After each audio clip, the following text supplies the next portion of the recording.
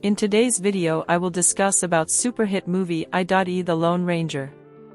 Like Speed Racer and John Carter before it, The Lone Ranger is a movie with no constituency to speak of. It's a gigantic picture with a klutzy, deeply uncool hero, Armie Hammer of The Social Network, based on a property that most young viewers don't know or care about. It arrives in theaters stained by gossip of filmmaker versus studio budget wars, and concerns that its star and co-executive producer, Johnny Depp, would play the Ranger's friend and spirit guide, Tonto, as a Native American step-and-fetch-it, stumbling around in face paint and a dead crow tiara. The film's poster image might as well have been a target. Too bad, for all its miscalculations, this is a personal picture, violent and sweet, clever and goofy.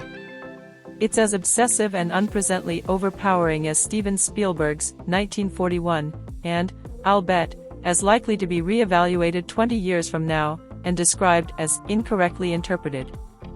This time out, Tonto doesn't live to serve the masked man. He's a wandering spirit on his own mission of justice, disillusioned and driven mad by pain he endured decades ago. The Ranger, whose birth name is John Reed, has gone west to join his Texas Ranger brother, James Badge Dale, who's in every other blockbuster these days.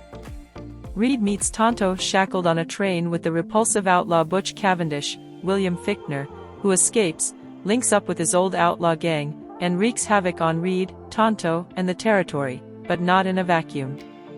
Butch may be a leering, scar-faced sadist who eats human flesh. Tonto refers to him as Wendigo, says he's driven life out of balance, a law that Koyaanisqatsi poster's catchphrase, and carries a silver bullet to put him down, but in time we see that the outlaw is an expression of the American ID. Like the railroad baron, Tom Wilkinson, that he secretly serves, Butch expresses the will of the majority, even though the kindlier members of the majority hate to think of themselves in such unflattering terms. The film portrays its setting as a PG-13 version of Sergio Leone and Clint Eastwood's Every Man for Himself hellscape.